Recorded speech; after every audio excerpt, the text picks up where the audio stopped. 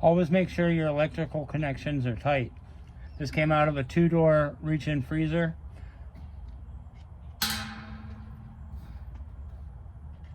That's the original spade connector that was on there.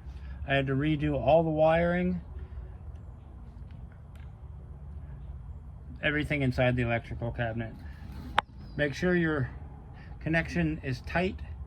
If you have to, take a pair of needle nose and crimp the ends down to make it tighter.